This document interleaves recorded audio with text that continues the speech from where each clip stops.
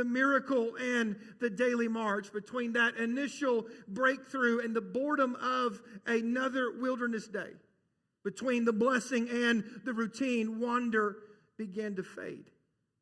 The Red Sea became just another story. The manna became proof positive of a limited desert menu. The cloud and the fire, the rock, all became part of the background noise of their life. And what God meant as provision became predictable. And what once was miraculous now was just manna. And Paul would bring a warning to the church in our text in 1 Corinthians. He is reminding the church in his day, and I want to remind us in our day as well, that so often the greatest danger in the church is not persecution. It is familiarity. And we see a progression in 1 Corinthians chapter 10. Paul starts by saying it was all of them, every one of the Israelites experienced the wonder, and they experienced the miraculous. There was an entire generation that knew what it was to be slaves, and suddenly they are free. There was an entire group of people who knew the fear and anguish of being pursued by a group of people that was stronger than them. They were pursued by adversaries. They were afraid, and yet that entire same group of people also knew the relief and the gratitude and the joy that comes with being rescued. That their God loved them. Their God provided for them, and they experienced supernatural grace. If you read through the story of the Exodus, there was a cloud during the day that hovered over them, shielding them from the harsh desert sun. It was a cloud that led them.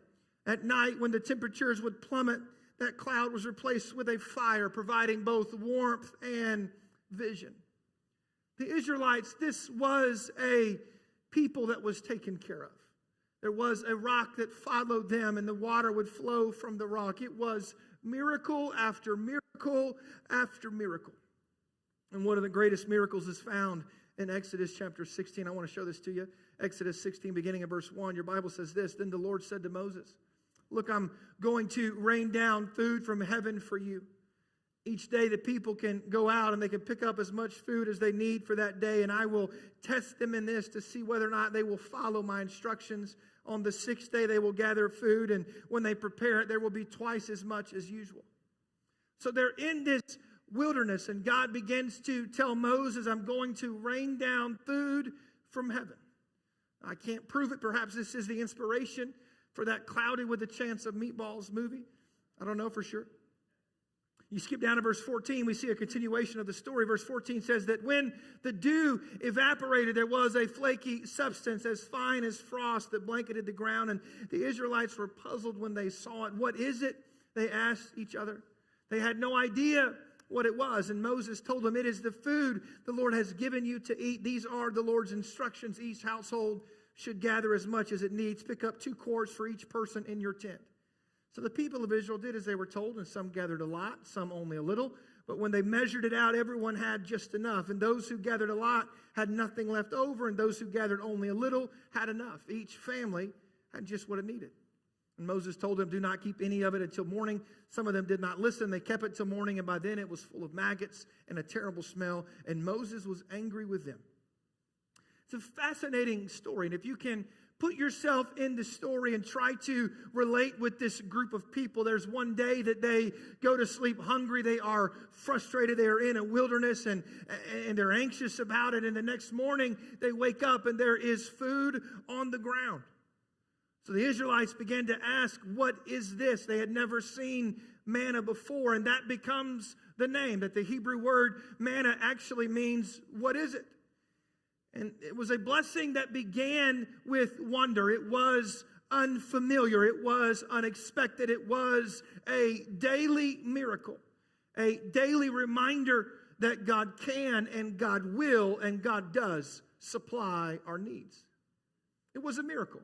And if you can imagine with me what that might have been like for the family that was gathered in the tent, arguing perhaps over which one of us gets to get up first in the morning and collect the manna for the family. Everybody wants to handle the miracle. Everyone wants to be part of it. It is incredible. It's the visible, tangible proof that God sees us and that God knows where we are. It was daily provision. For the family with more than one child, it's not hard for me to imagine that manna becomes the competition. I've got 2 boys in my house, and if there's 2 of us, then what's going to happen next is it becomes a competition.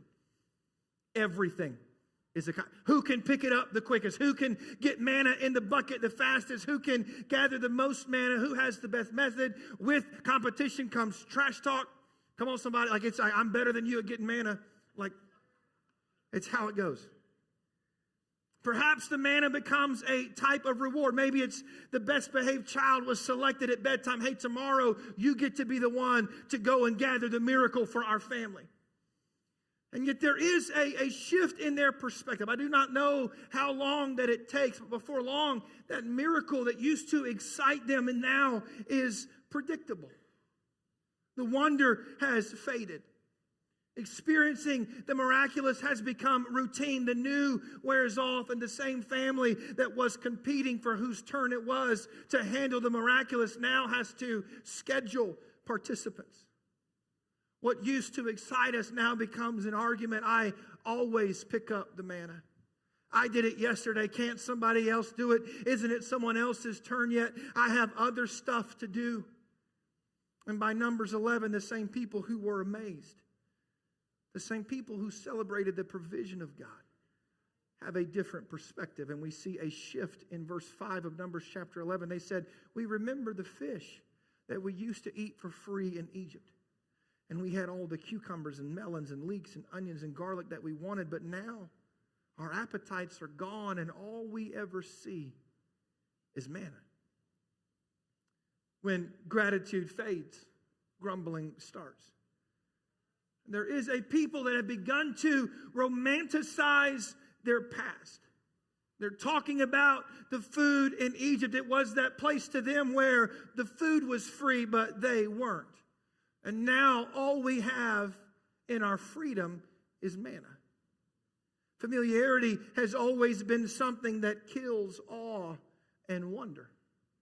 And this was a generation that still followed God. When the cloud moved, they moved.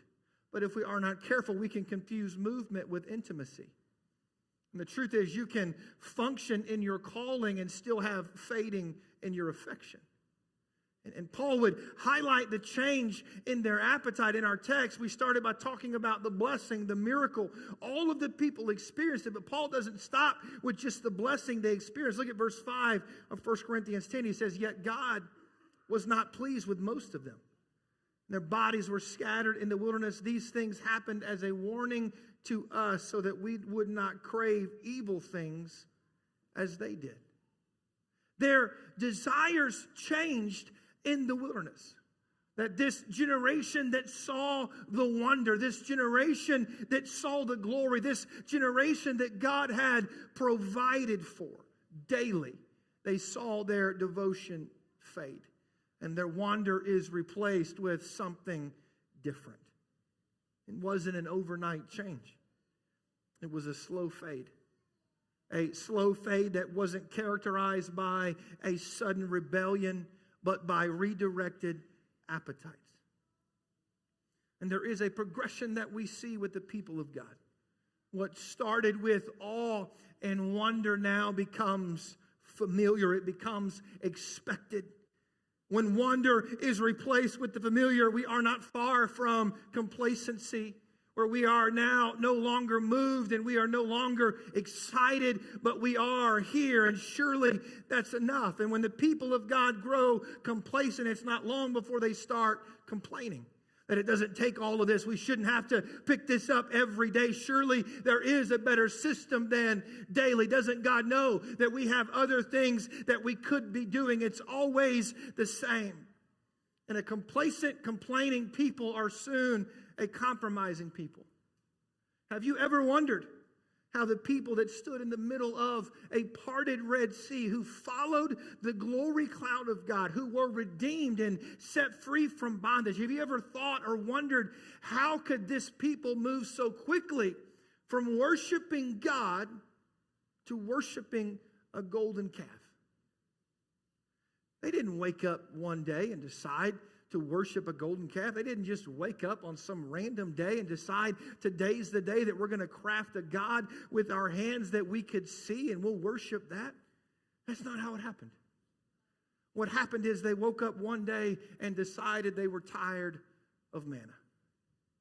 It is a spiritual drift that begins taking place in our hearts and lives the moment that we lose perspective on gratitude and suddenly we think that we are owed something different. And the glory of God and the grace of God is no longer cause for awe and wonder. And when you lose your wonder of the glory and grace of God, it's not long before you become complacent with the things of God. The house of God becomes another stop in a busy calendar.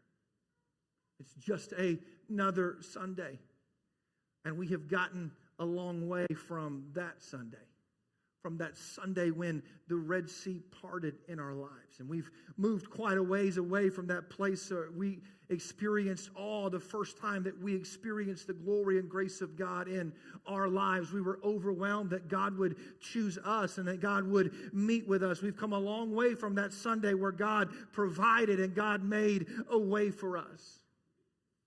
The truth is we get tired of our manna too.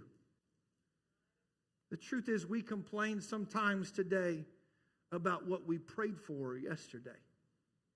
And we become familiar with the grace and glory of God. We move from awe and wonder, and we start wondering how long will the service last.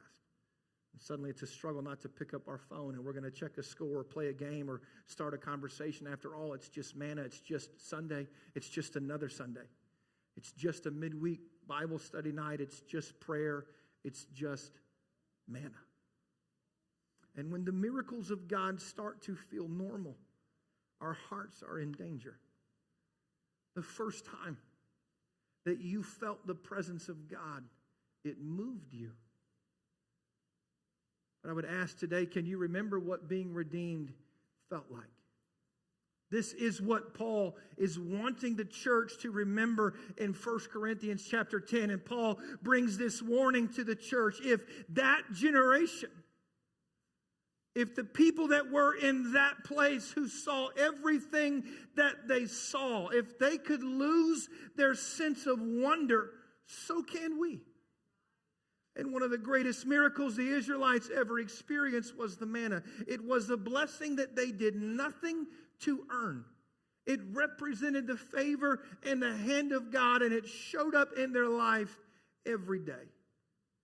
But there was a curse to the manna. It had conditions.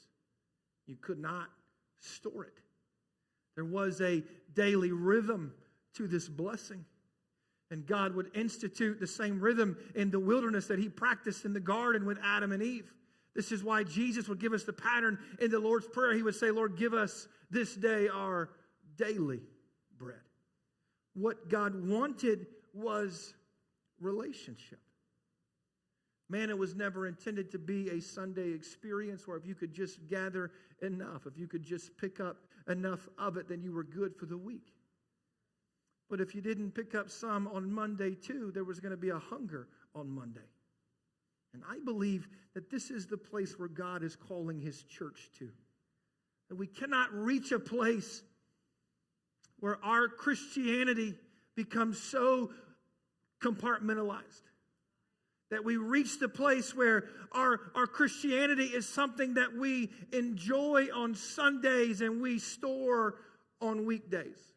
Because manna has a curse. It couldn't be controlled. It could not be manufactured. There was no recipe that was given. They could not make it on their own. They had to depend on God for it. And there was no substitute. And this is the tension. Because manna required daily dependence. And daily dependence frustrates pride.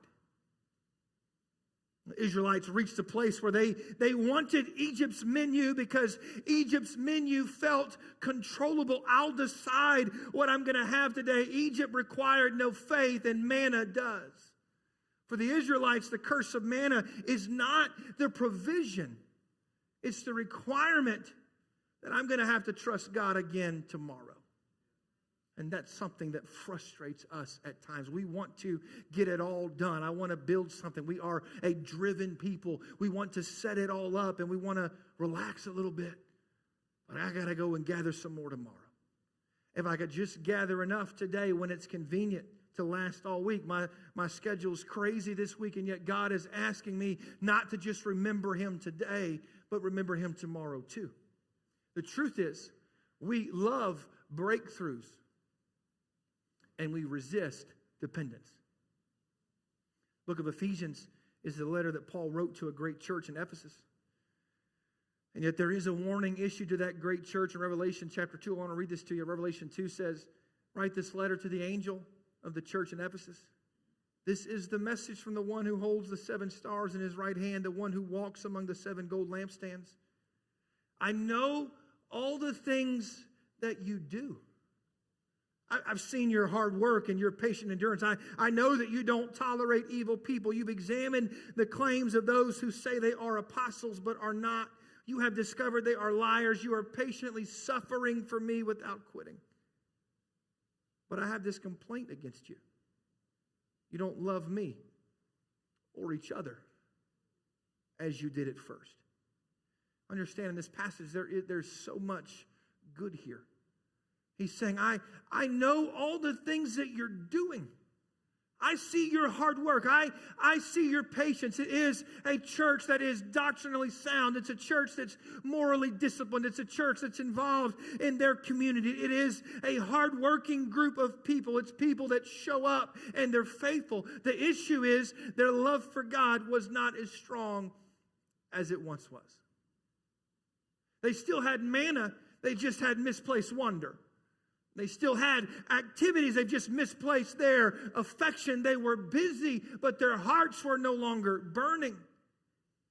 And the truth is, we can come to church, we can do church, and still be drifting from Christ. And I know that this is heavy this morning. I'll be honest with you and confess, I wrestled with this message for a couple of weeks, and I tried to preach something different this morning. Truly, I prayed and I fasted. I worked through some different ideas, and maybe I'll preach that next Sunday. If this is your first Sunday, I would invite you to come back. This is a house of encouragement. It's a house of faith, but I'm also committed to preaching the whole Word of God. And when God lays something like this on my heart, I know that it's heavy, but I'm also here to remind us that there is a danger in a slow fade. That slow fades, they are not discernible initially. You can't always tell when you start drifting immediately. That's why Paul would write in 1 Corinthians chapter 10, after he begins to explain what happened to this generation that picked up manna from heaven every day. Paul understood that if they can see all that they saw, if they had Moses as their pastor, this gifted leader, if they saw everything that they saw, if they had Moses for a pastor and they could still stumble, then the reality is all of us can stumble. And here's what Paul, he would say, 1 Corinthians chapter 10, verse 12. If you think you are standing strong, be careful not to fall. It's when you think you've got it all figured out, when you think you are standing strong, that's when you have to be careful. Understand, this wilderness generation, they did not stumble and fall in Egypt. They fell in transition. They didn't worship idols in Egypt. They were praying for deliverance. It was not the struggle that did them in. It was misplaced gratitude when they reached a place where this is just manna. They were delivered but not disciplined in their desire, and Paul's warning is clear.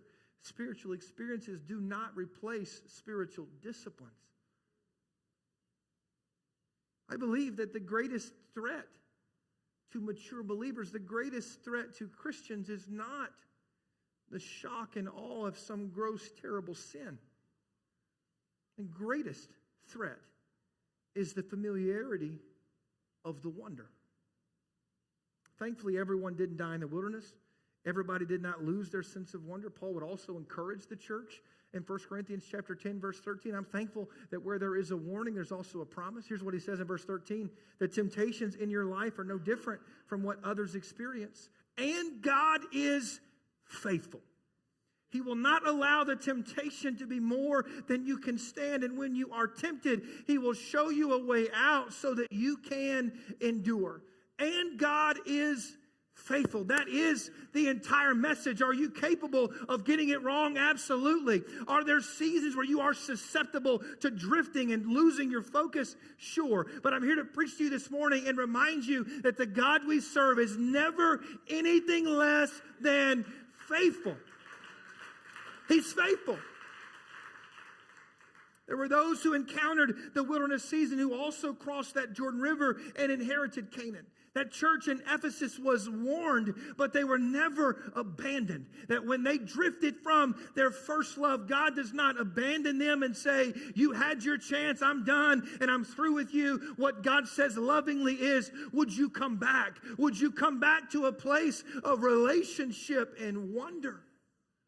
Jesus doesn't tell the church in Ephesus to work harder. He doesn't tell them to do more. He encourages them to recover their sense of awe. Find again that love. And our challenge is no different than their challenge. Don't let the miracle that you experience, and don't let the grace of God and the presence of God and the glory of God become just manna. Manna has a way of becoming mundane. David, that great worshiper, the man after God's own heart, is credited with saying, I was glad when they said unto me, let us go to the house of the Lord.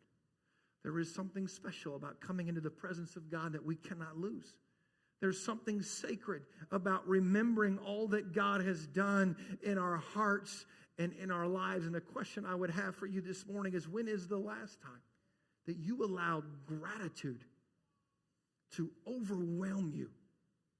The last time that you would completely surrender to a spirit of thanksgiving, that you allowed yourself to remember everything that God has done, and you start looking back over your life and you're reminding yourself, God has been good to me. There are situations that only God could solve. There were things that I could not do for myself, and today I'm walking in blessings that I have not earned, that I prayed for yesterday. God has been faithful to me.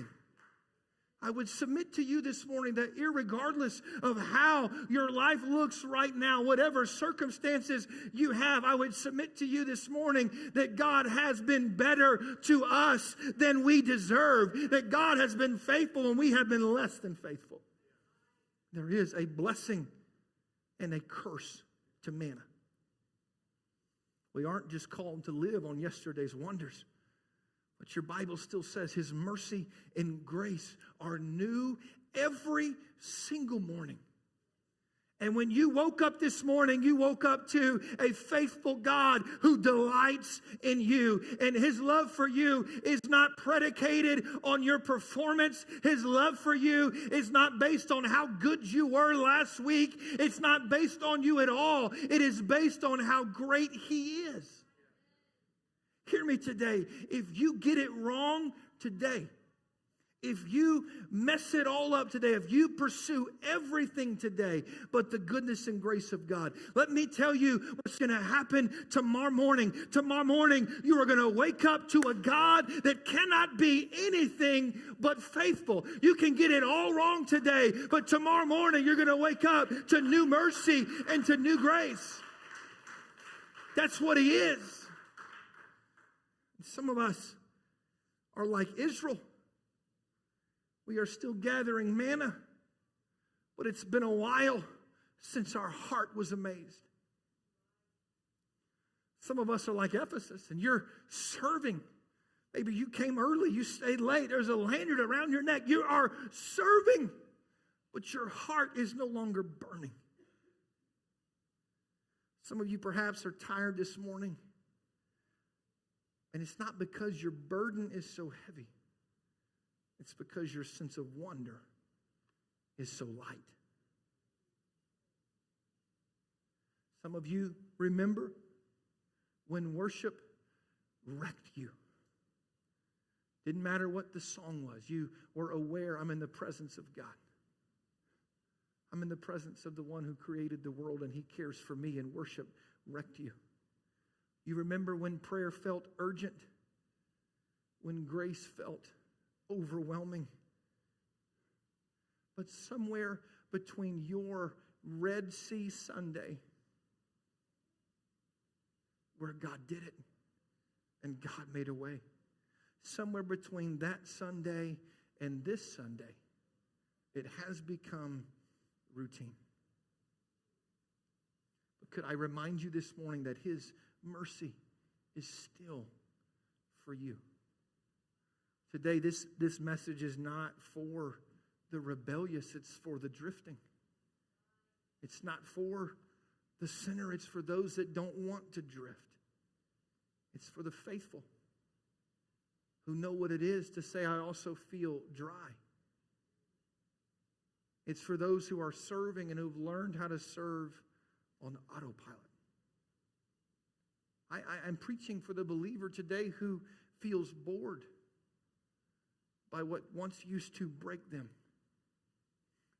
It's a call back to wonder. There is a blessing and a curse to manna. Maybe you found the curse of the manna. Can I just encourage you that you can be amazed again? That you can allow your perspective to be shifted again, because there is a blessing in manna too. And the blessing is it's available. And the blessing of the manna is it will be there again tomorrow. Would you stand with me this morning?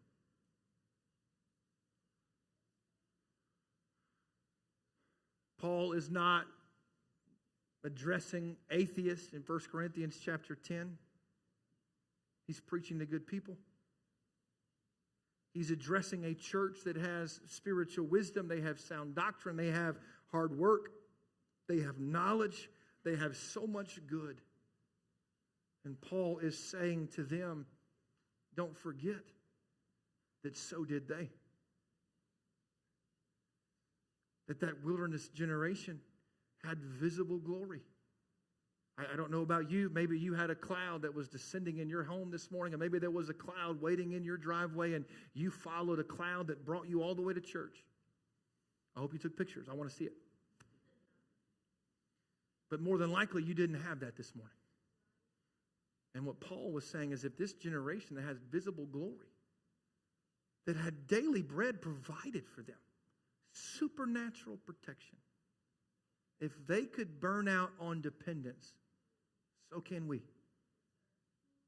When what is holy becomes routine.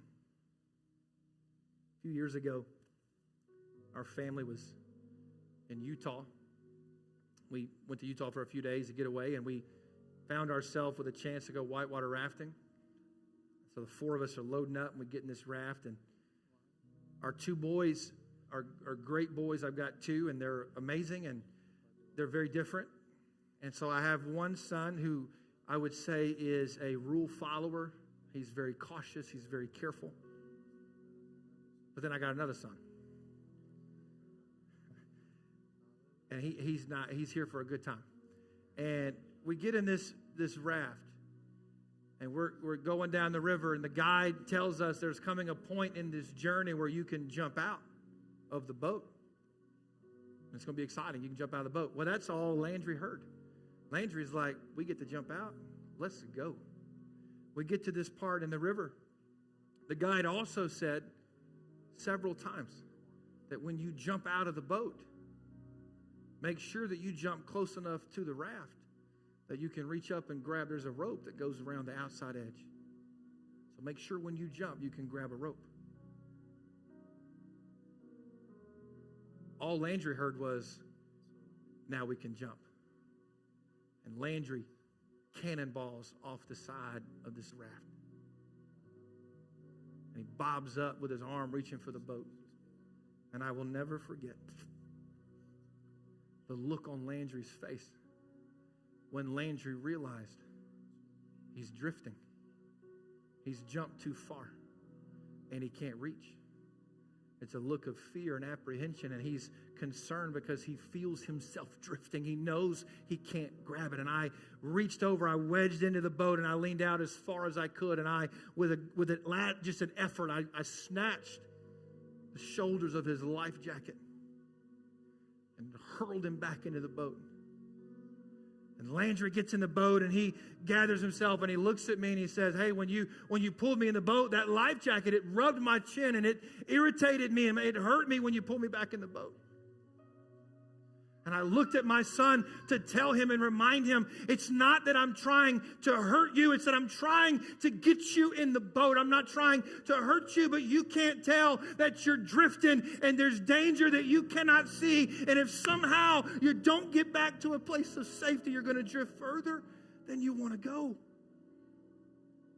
And this morning I am preaching with the heart of a pastor. And I'm not here to hurt you, and I'm not here to make you uncomfortable for the sake of making you uncomfortable. But I am here to remind us that if we are not careful, we can drift. And it's not always perceived. It's not always something that we know is happening. The truth is, the blessing of manna is a daily blessing. The curse of manna is that it is a daily dependence. But if you will guard your wonder, if you will protect your gratitude, if you will allow yourself to come back to a place of your first love, the same Christ who was their rock in the wilderness will be the bread of life in your dryness. And he will sustain you in this season too. There is manna that is still falling. The question that only you can answer is whether falling manna still amazes you or not. This morning I feel the love and grace of God in this room, and I believe that God is here to meet with us. As he begins to play and sing, I would invite you to have a moment with God. If you want to step out from where you are and make your way to the front, that's great. If you want to pray where you're standing, if you want to just linger here for a moment, but I just believe that you and I have an opportunity in this moment to allow ourselves to reconnect with a holy God. We have a moment where you and I can surrender to what we feel and allow the Spirit of God to come alongside. That this is a moment where you and I can maybe find some wonder again. It's a moment where you and I can reach a place where we lean into what God has for us again. It is incredible. It is amazing that God would love us the way that he does. And so I would invite you in this moment to respond to the love and grace of God that's in this room.